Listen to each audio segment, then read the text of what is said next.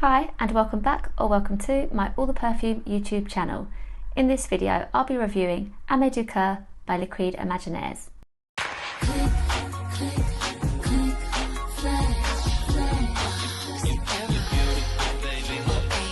Firstly, thank you to the brand for a great time at the event I went to. Firstly, thank you to the brand for a really great time at the event I attended last month, and also for my full bottle of their latest launch. So Âme du Cœur was only released on the 14th of February 2024, and I've been really excited to share it because at the event I tried a few scents and I was really impressed with everything. The event itself was great because different Louis Riviera champagnes were paired with different perfumes from Liquides Imaginaires, and it just brought out different flavours and accents in each. So it was a really great, quite a treat-like experience to be part of. I'm really enjoying this brand that is new to me, and I'm looking forward to getting into this one with you. So I don't think that the February the 14th launch date was a coincidence for this perfume. This fragrance, the brand say, is meant to represent love and the soul of the heart, with the name Âme du Cœur actually translating as friend of the heart. So that is a little bit more about the vision that the brand had for the perfume. So this is the box that the perfume came in, and I love this because of how it opens up like this. That's really cute and it feels like great quality, and actually a box I might well keep, which is very rare for me. The brand talk more about their vision for the perfume, and they say that because we associate the heart with love, when we say I love you with all my heart, we are invoking the entire idea of our existence, because it is the heart that circulates blood around the body. And they go on to say, precious as a ruby, explosive as a bomb, bold as spice, I am love, Âme du Cœur. So we expect with this fragrance something bold, something spicy, and I'm thinking quite strong and striking too. I really like the bottles from Liquides Imaginaires.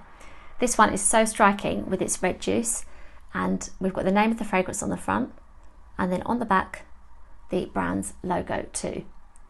All the bottles seem to be the same to me, and I like that consistent size and shape. It feels like then you kind of focus on the scent and you get a different colour or variety in the bottle, but there's something quite pleasing about these consistent bottles. And a little squeak there. The cap comes off like this, and it just feels really well done and a great piece to have in your collection. We've already actually kind of moved it in. I had it on display as part of my husband's collection the other day, and it looks really good amongst the other bottles, really striking. I love that the perfume came in this little bag as well. I don't feel like we see enough of these in the perfume world. So it's this little kind of travel bag, if you like, that just means if you're taking your scent out and about, or indeed for travelling on a trip or a holiday, you've got something to keep the bottle in great condition. And as a couple of my bottles do have some scratches on from being in my handbag, this is something I feel I need more of in my life. That's a really cute addition, and just for me adds to the kind of quality and luxury feeling of having this fragrance. The perfume has a lot of notes. We have blood orange, mandarin and grapefruit, pink pepper, black pepper and ginger, pomerose, guaiac and cacao, vanillin, vetiver, tonka, cedarwood and akigla wood. Let's give the perfume a test.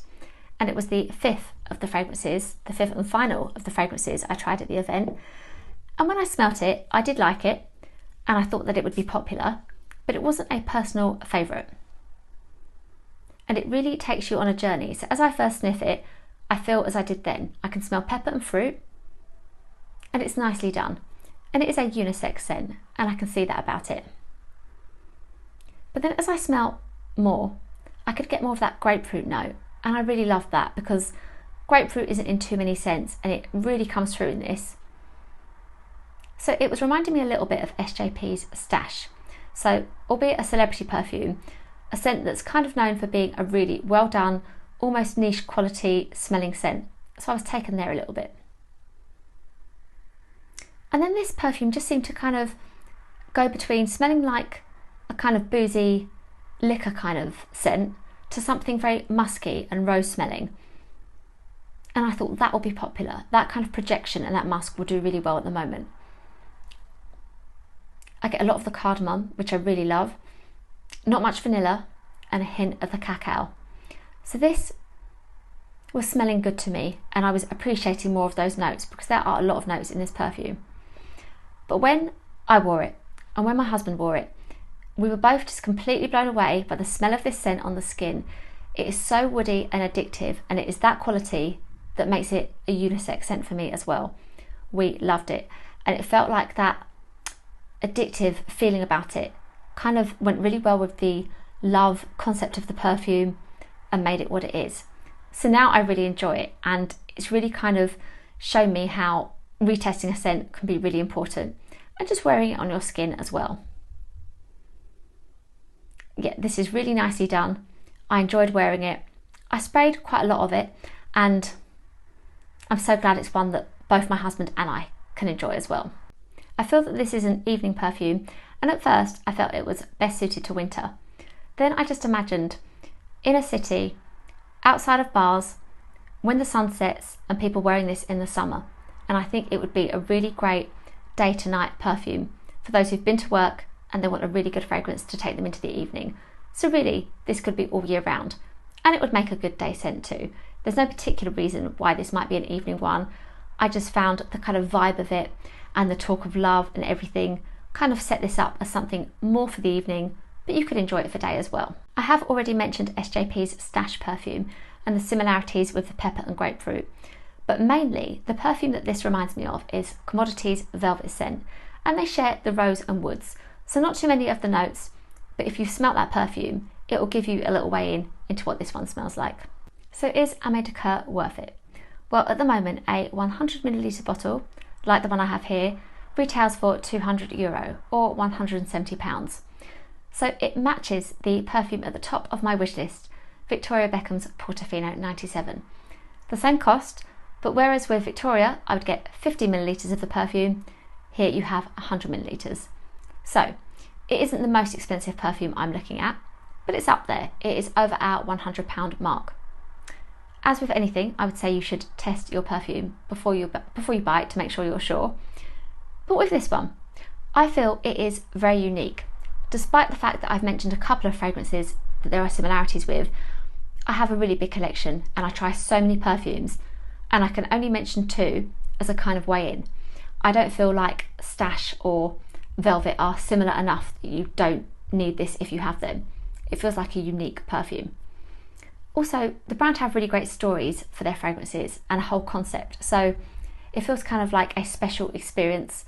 The bottle is great quality, the box and the details in the bag feel lovely. So I'd say if you enjoy it when you sample it, it does feel worth it. It feels like a really good piece. I know some have complained about the longevity of this scent, and it isn't the longest lasting perfume I have. It's not the best projecting, but for me, balanced with the way it smells on my skin and how good it smells, I don't mind that. I can offset a few resprays with the fact that I know it smells so good. So yes, I would say this perfume is worth that price. So in terms of a wish list, I did try Blanche Bête, and I loved that perfume on first sniff. It smells so good, and it is completely full bottle worthy. So linked in with my is it worth it, that's the one for me that as a personal love, I would pay that price point for, albeit maybe saving up or making sure that I was really sure. But these perfumes from the brand, at the standard they're at, I would absolutely pay that money for Blanche Bête. I've been enjoying my sample so far, and I would really be interested to know if that is one you've tried. Thank you so much for watching, and I would love to know if this perfume appeals to you. Also, please do let me know if there are any other scents from the brand that you enjoy and which ones you might recommend to me. Thank you again to the brand for my bottle and my lovely time at the event, and I can't wait to try more from their collection. Please do give this video a like if you enjoyed it, and remember to subscribe to my channel. I'm over on Instagram, TikTok, and also my blog. Thank you again, and I'll see you in my next video. Click, click.